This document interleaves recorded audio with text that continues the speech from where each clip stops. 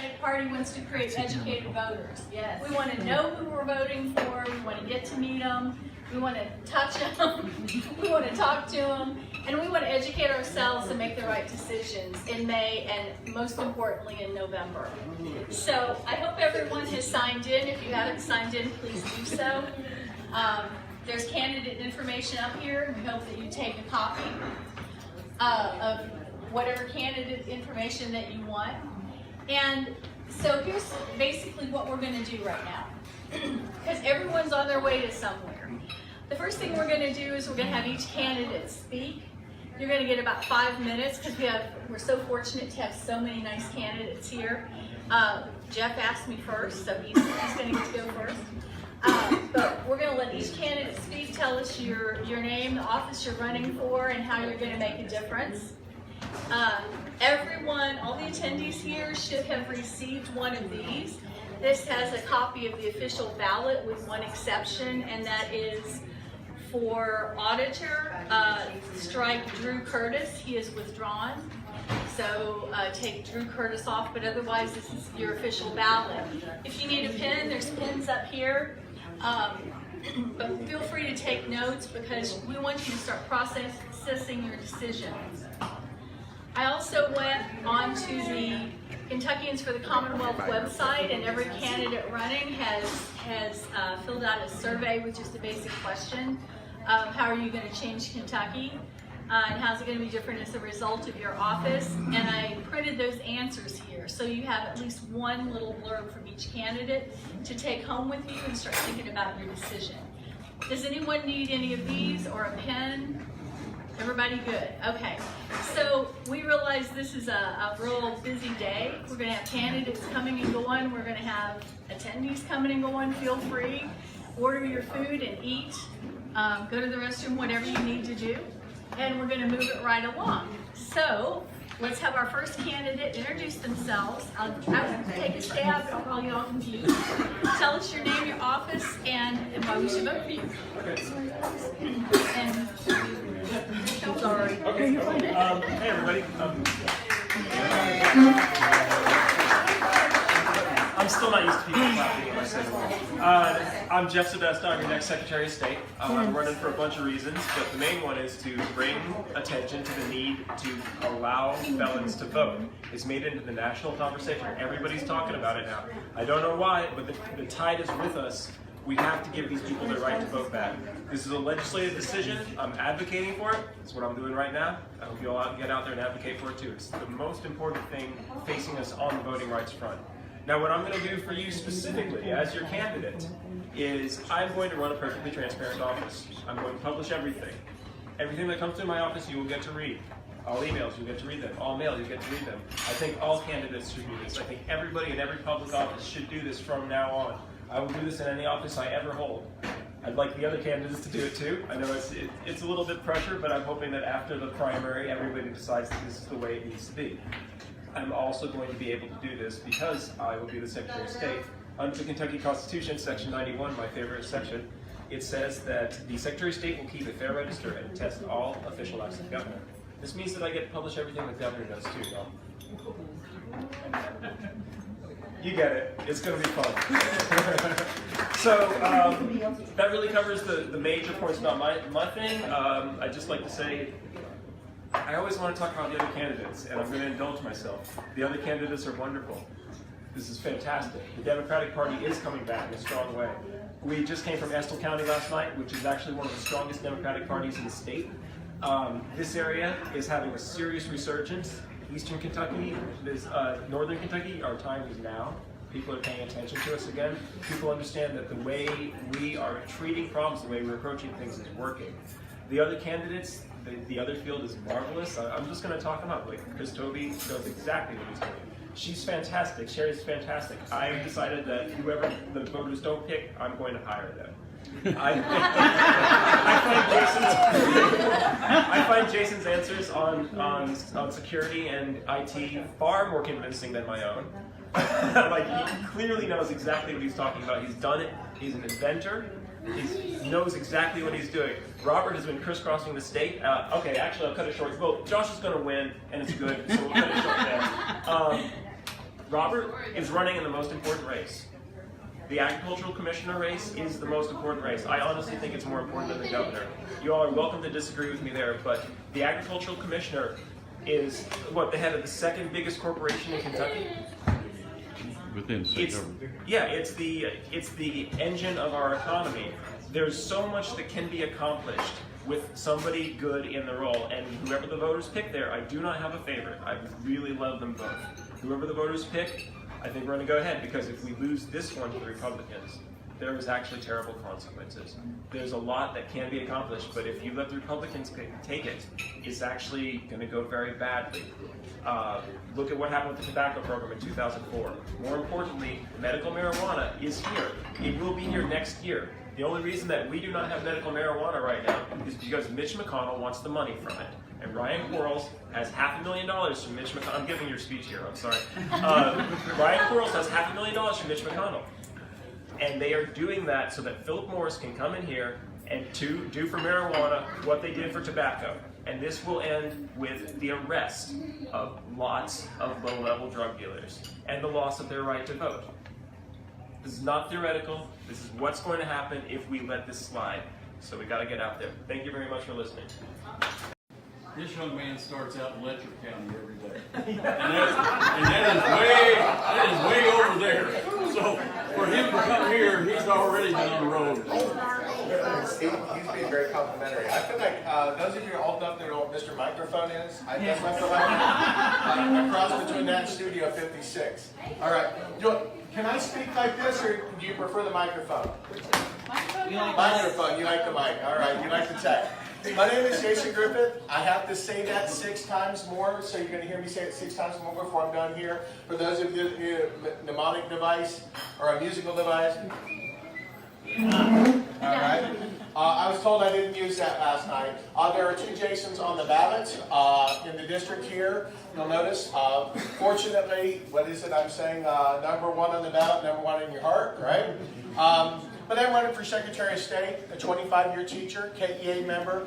I was there when prevailing wage was lost. I was there when right to work for us was implemented. I was there at almost every pension rally for retirees and for active. I wrote a book on it. My doctoral dissertation involves how unions make schools better. It's being used by 6 different states to improve their school climate guidelines. That's what I do. I'm a teacher. I believe in unions, and I believe in the power of people and how we can collectively make our society better. Standing shoulder to shoulder with my friends in Frankfurt the last few years, I saw absolute destruction that what we know of in our Commonwealth, and watching what happened around the rest of the country, millions of people having their right to vote taken away, simply because they didn't show up to vote for a time or 2. That's what's happening right now. We saw it happen in Georgia last year. I hope you were paying attention. We saw it happen in Ohio and in Kansas, and it's happening in Kansas again. It's happening in East Texas as we speak, where people who are Latino are having their right to vote taken away because maybe they don't vote every election and their district has been gerrymandered out of existence.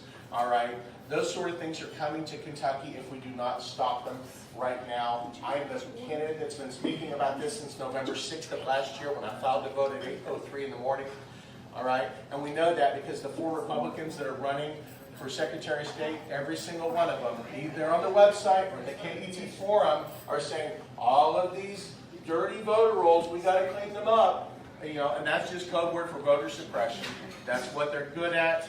They're good at, you know, they win because they take people off the ballot. They did it in Georgia last year. A very corrupt former Secretary of State, now Governor Brian Kemp, took 500,000 people off voter rolls, mostly in Atlanta.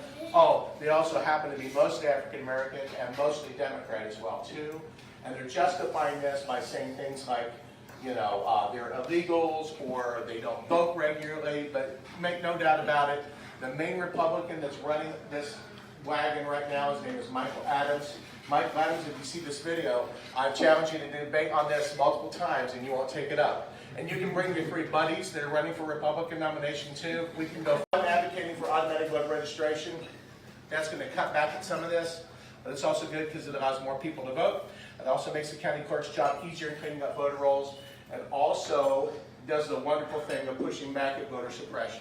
Because when somebody tries to take them off voter registration, as soon as they renew their license or state ID, it puts it back on voter rolls.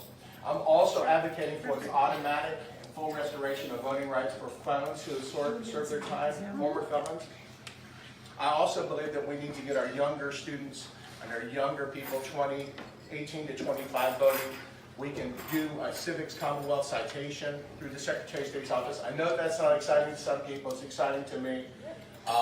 We actually had somebody give us one Secretary of State Adult Citation Award last year. Josh Murs actually won that. I'm really proud of him for that, I am. But we can do that for our youngest population too, because what happens is you do things later in life that you learn young.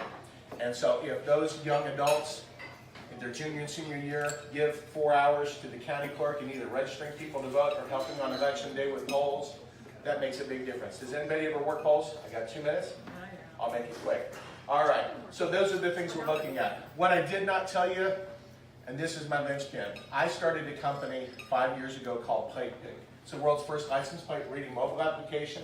And we talk about data security and how do we secure that stuff. I can hit the ground running on day one. I don't have to hire somebody to do it. I know how to do it. If I don't know how to do it, I can find out in just a couple minutes, all right? But I'm an expert in that, and it's something that's very, very important to me.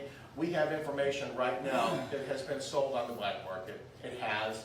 It's unfortunate, but there are ways for us to cut back at that in the future. I've highlighted this on my website and on social media. It doesn't get as much attention because it's very tech-heavy. Tech people love it. No, we guys, yes, but we love it. And so we were talking about some of those things that we can do. And that's where we're at. You know, we can move toward those things later. We'd love to eventually move into paper ballots, but we can't do that right now because the database that we have right now is not clean. How do we clean that? AVR does it, and it does it automatically. Because if you don't renew your driver's license or state ID, you're removed from it. And what happens is, over time, that's a self-cleaning mechanism. That's not something that a politician of Paducah should do, or a politician of Pikeville. It should be a system in place that does that automatically for us. We can also move our voting times from 6 to 6 to 6 to 8 o'clock. How many would be in favor of that, being able to vote a couple extra hours, or adding a couple hours into the voting time? Those are the sort of things, very common sense, but yet 21st century, and I'll wrap it up. I got 20 seconds left. I've been counting in my head. I'm a musician. I know how to do that. We can also opt in to letting people have updates from the Secretary of State's office. A push notification or an email that says, by the way, tomorrow's election day, polls are open from 6 to 6. Your address is, and you can click on that on your cell phone, and it will take you right to where that location is. My name is Jason Griffith. You can find me on all social media platforms as Jason for SOS. You can find us on our website too, for those of you that do that sort of thing and not social media. But at any rate, I would appreciate your vote, May 21st, first on the ballot, first in your heart. Thank you. Prize to the first one that came, Robert would win. He and I enjoyed breakfast together, and he's running for Agriculture Commissioner, so we'll give him a shot next.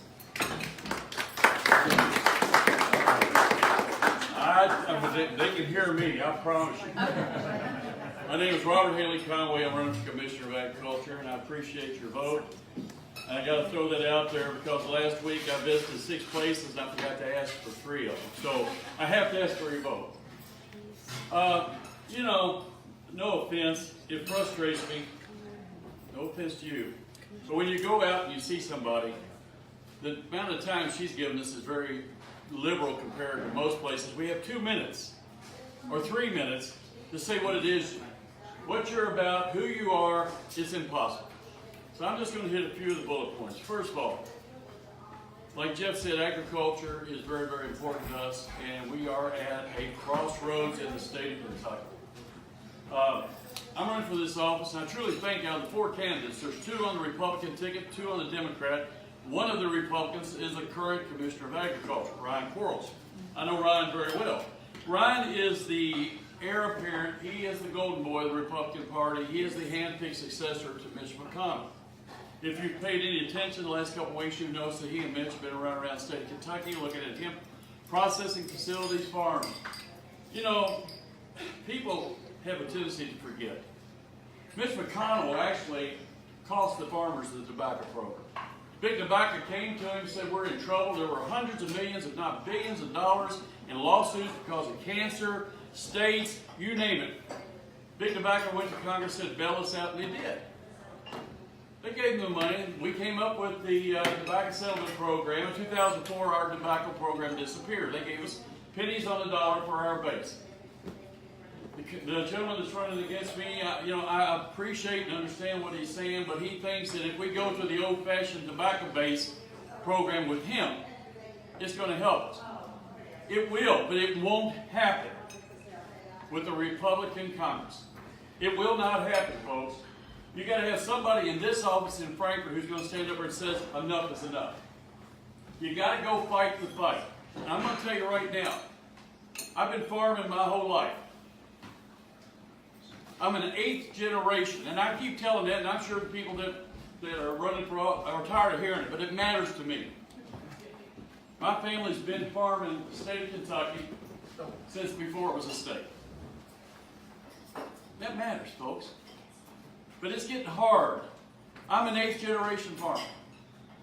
My youngest son out of 4, and I was blown away because I didn't think he would care anything about this, came to me and said, Dad, I want to farm. He's the 9th. If something doesn't change, there won't be a 10th. Because small farms are leaving here at record pace. 2000, we had 86,500 farms in the state of Kentucky. The average farm size in the state of Kentucky is 170 acres. We now have 75,000. We've lost over 11,000 farms in the last 15 years. And that's starting to spiral. I was in Danville Talk Wednesday night. He came with me for the first time on the campaign trail. And we took the back road, 68. We hit, which is Harrisburg Road. We hit 33, over for sales. We counted 46 farms for sale.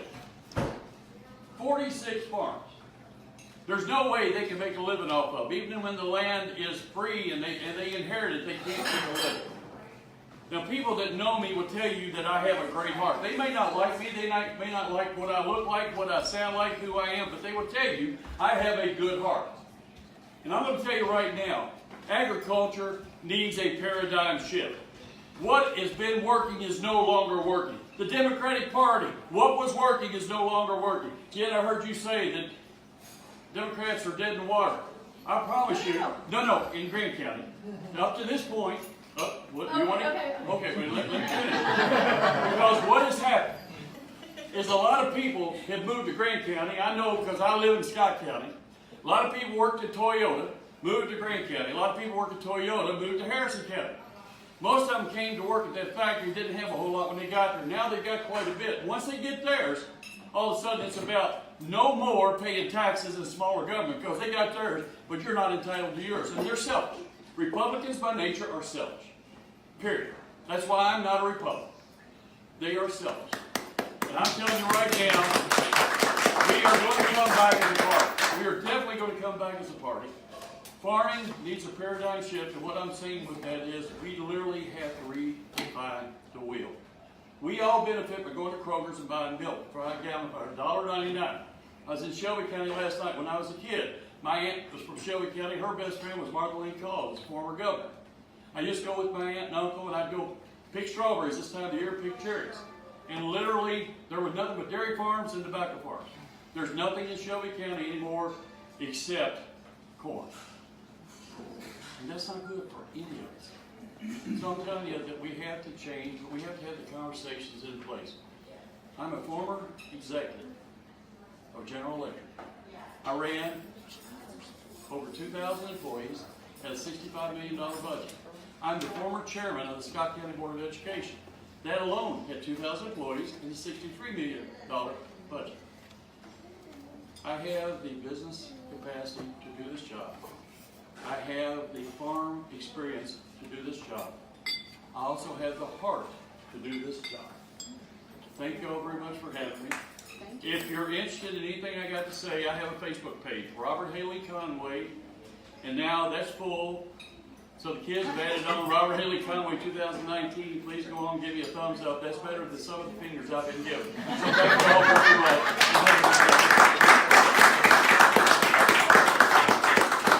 All right. Who was right about that microphone? I need one. Who would like to go next?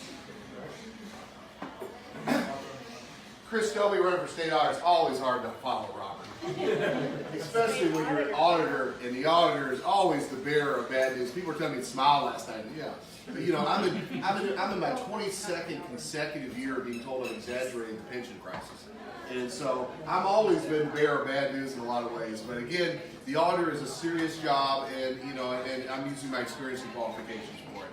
I've been 30 years in finance and accounting, and I spent nearly 3 years in the auditor's office, the auditor Ed Hatchett. When I worked for Ed, he hired me specifically to look at pensions. I looked for bucks for brains in the colleges. I looked at the lottery.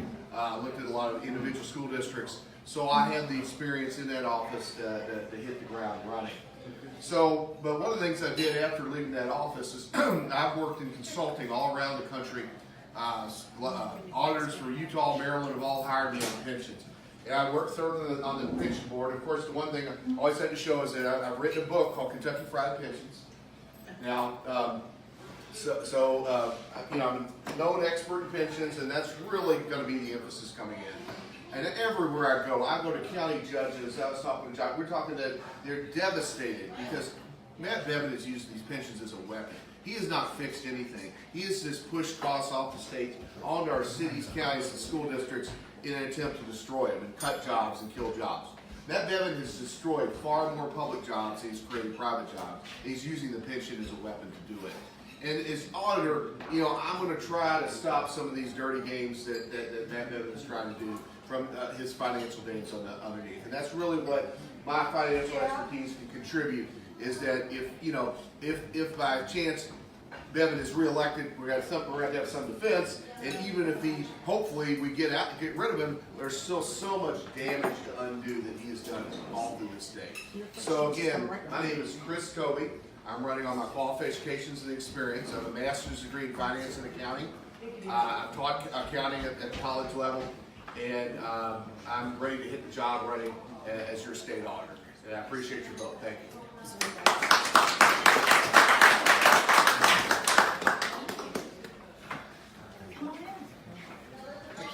I hate to do this, but I gotta go to work. Okay, so let's have some come and go in here.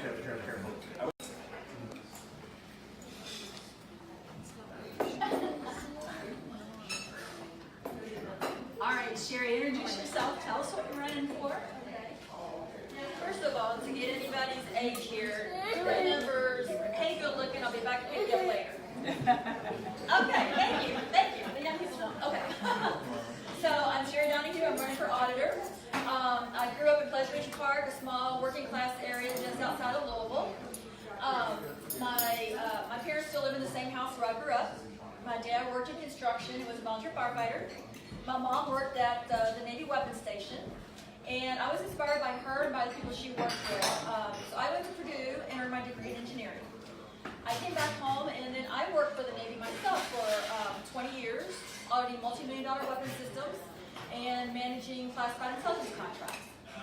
My job was to make sure that our taxpayers got their money's worth and that our men and women in uniform had safe and effective equipment to protect our nation. I did some work later on with the Federal Bureau of Investigation and Cybersecurity and Infrastructure Protection. So basically, I had created the system that the FBI uses still today to manage domestic security information across the country.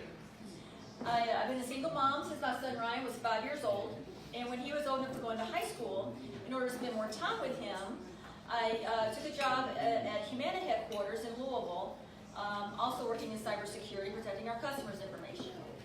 So with a 30-year career working with the government, auditing millions and billions of dollars in Navy technologies and Navy contracts, people ask, so now why are you running for state auditor at this point? My answer is all you have to do is look around. Regardless of your ideology or your political affiliation, people are losing faith in our government. And the cornerstone of any democracy is that people have faith in it. You have faith that your government cares about you, faith that your government will effectively respond to your needs, and faith that your voices and your votes will be heard and counted. I am uniquely qualified to help restore that faith in our government. And I assure you that under my leadership, your auditor's office will fearlessly search out waste, fraud, and abuse wherever it is and whoever is responsible for it. I'm going to audit the electronic voting machines across the state to make sure our votes are counted and to make sure our adversaries aren't tampered with our elections. I'm going to modernize and expand our IT security audits. And I know that might sound boring, but think about how much information the state has on each of us. Your date of birth, social security number, where you live, if you work for the state, your health records. Now think about what a hacker could do if they got access to that information. And it happens all the time. A month ago in Jackson County, Georgia, ransomware hit their county government and they were not able to access any of their information. They had no backups, so they had to pay a $400,000 ransom to regain access. If that happened to us at 120 counties, we're going to be paying $48 million in ransom. It's going to be much cheaper to do security ahead of time. Waiting until after it happens is too late. We have got to find the vulnerabilities, fix the problems, and fight the perpetrators. And I'm going to incorporate that in what we're doing. You know, when you go to vote, when you go to pay your taxes, when you go to register your car, you need to be sure that your information is safe and secure, and that your taxes are not being wasted or misappropriated. The entire time I worked for the Navy, I worked to protect our men and women in uniform. I stood up, I fought against the bureaucrats and the billion-dollar defense industry, and I always won. So I can tell you that bureaucrats in Frankfurt and Matt Bevin absolutely do not scare me. So I thank you very much for your time today. I ask you to take a look at my information and my background and what I'm planning to do.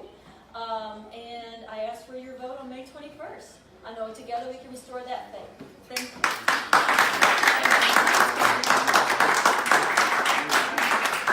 Thanks so much. I see him approaching the microphone. Yeah, Well, I finished eating, so. All right. I got to commend you that this is probably the prettiest microphone I've seen on the entire campaign trail. Now, fortunately, God gave me a voice that I don't need. So I'm going to let you hold on to that. Oh, my goodness. Grant County. You know, they tell us, I live in a bubble in Lexington, and they tell us that there's no Democrats out here in rural Kentucky. That y'all don't exist anymore, but you could be a lot of other places on Saturday morning instead of listening to us talk about who we are and what our plan is, and instead you're here. And I think that's inspiring. I think that's important. It shows that the folks that are the smart ones are wrong.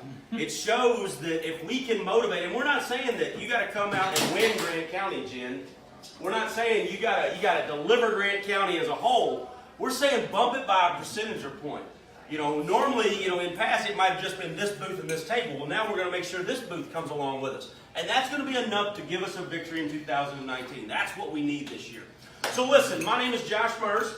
I am running to be your next state treasurer. I'm originally from a small town, not too different, or a small county, not too different than Grant County, Simpson County, Kentucky. If you ever went down I-65, the very last exit you would have hit is Franklin, Kentucky, and that's where I grew up. And I'm a child of two factory workers. Josh, I just had to interrupt you right now. Who was in Franklin, Kentucky yesterday? Here.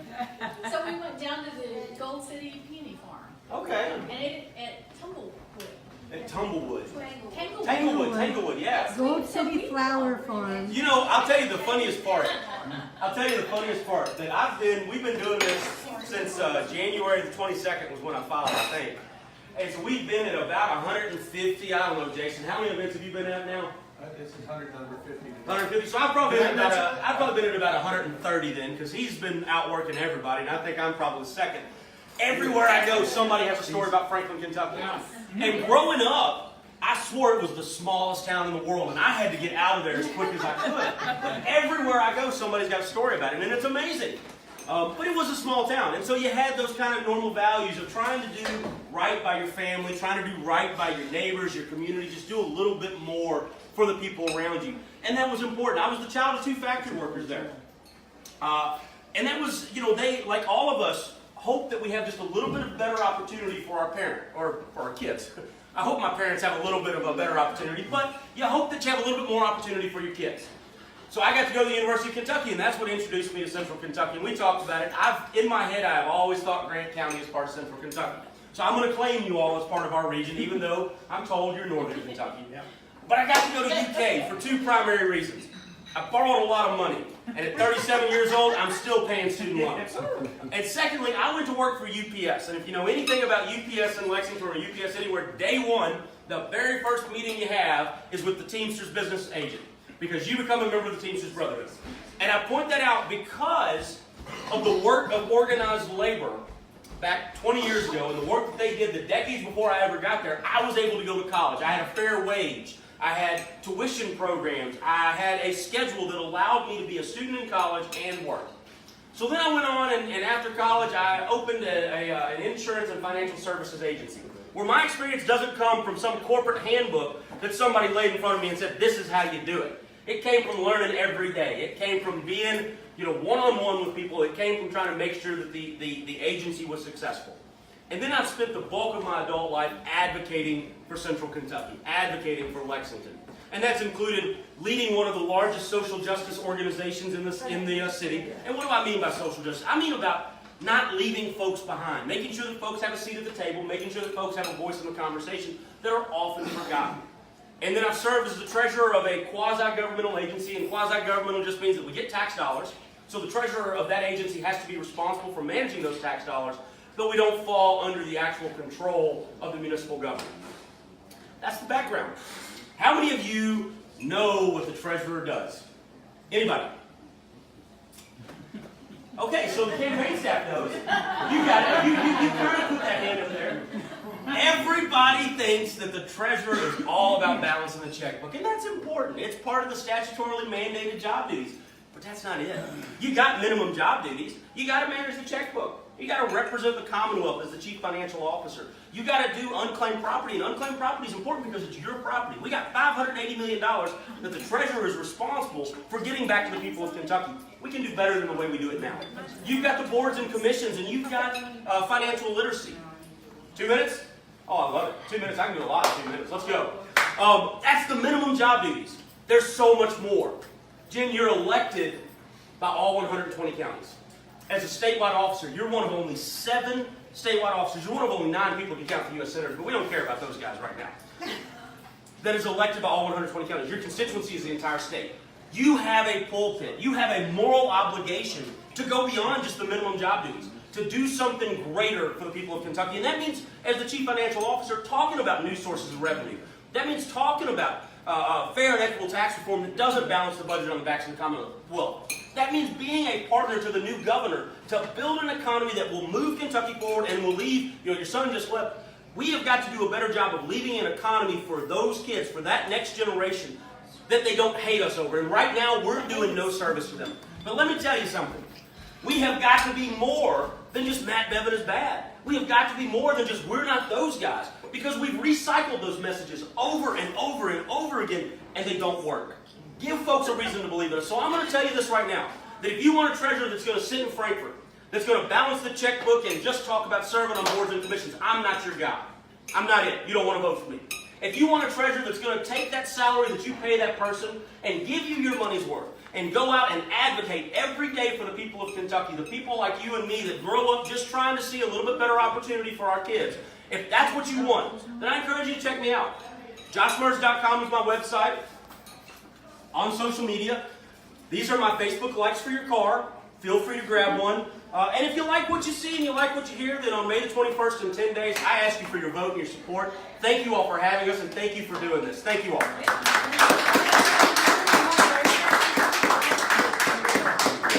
Either that's the strongest coffee I ever had, or I've got a contact adrenaline high right now.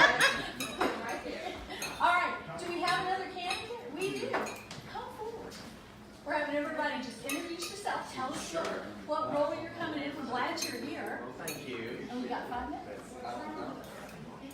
I don't really need it, but It helps. Well, I mean, there are some senior citizens. you can hear that over my actual voice. Yeah. Okay. It'll have you. By request. So, first off, thank you all for inviting me here. My name is Michael Bowman. I am also running for the office of State Treasurer. Just a little bit about my background. I grew up in the Valley Station neighborhood in southwest Jefferson County in Louisville. I went to the University of Louisville, and I worked for nearly 8 years for the Louisville Metro Council as a legislative assistant to a number of council members. And during my time there, our primary focus was oversight, managing the fiscal budget for the city of Louisville, and or developing the city budget, and ensuring that we were doing things for our community that we were supposed to be doing. After my time at the council, I went to become a branch manager for one of the largest banks in the country. I now manage a branch in the Germantown neighborhood in Louisville, and I've been doing that for a little over 2.5 years. The reason that I'm in this race is pretty simple. We have a governor who has been reckless in his policies, doing things that hurt Kentuckians every day, and we need to make sure that he understands he has to be held accountable. Now, Lord willing, he will not be the governor beginning next year, but the job doesn't change.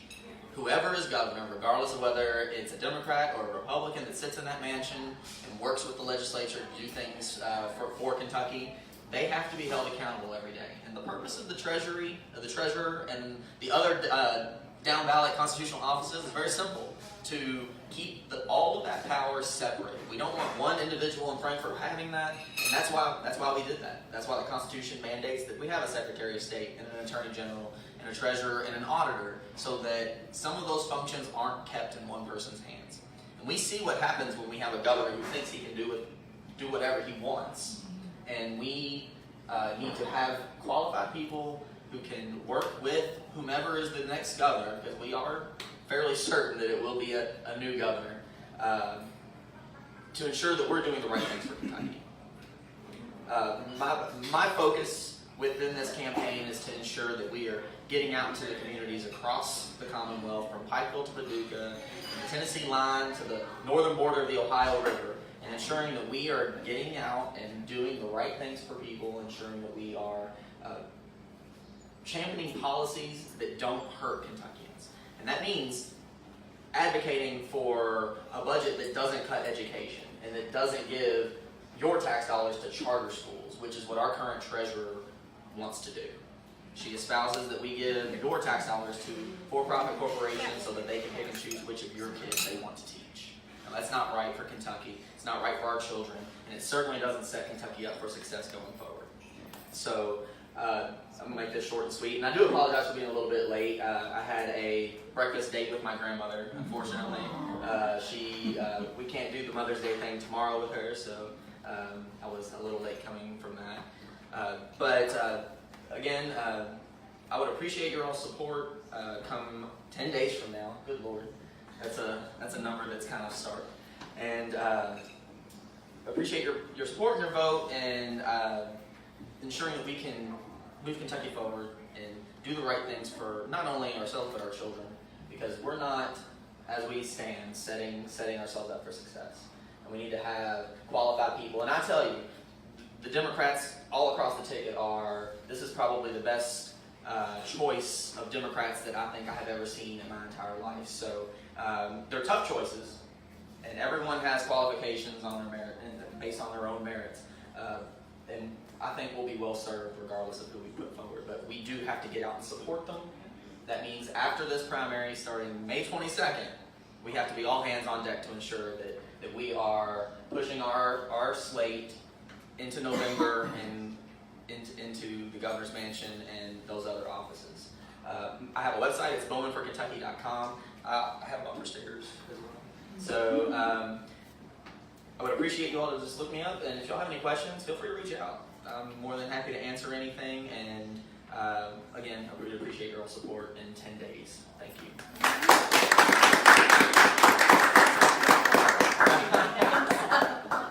All right.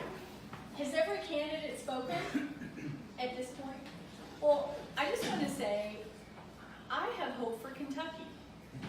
Don't you have hope for Kentucky? Candidates, we can hardly go wrong if you vote Democratic, right? So we're going to have a great time in November. I'll tell you that. But the tough part will come on May 21st. So if anybody needs to leave, like I said, wander off, do your thing. I wanted to cover some offices that weren't here, and of course we have a gaping hole, and that's the governor. And so what I'd like, and maybe some of the candidates would want to do this, I don't know if you're prepared or thinking about it or whatever. Is there anyone who would like to speak on what they know about any of the gubernatorial candidates? I'll tell you that we are fortunate to have 3 fantastic people that all have at their heart the best interest of the people of Kentucky. That's the reality. With the robust primary Yeah. that we haven't always seen in gubernatorial cycles. All 3 candidates are crisscrossing the Commonwealth and our household names now. So Yeah, we've got a speaker from Labor here, Wayne Whalen, so he's going to have a. Like they said, all 3 of the candidates are very good. I am going to speak for Rocky Atkins because I know him and he's been around. He's helped Labor his whole entire life as a person in his offices and everything he has done, and particularly in his Speaker of the House, he's been able to help us. And having somebody who knows the legislature and knows how to get bills through, that's what we need. And I'm not saying the other ones can't, but Rocky is one who I am supporting, and it's mainly because of Labor, what he's done in the past, and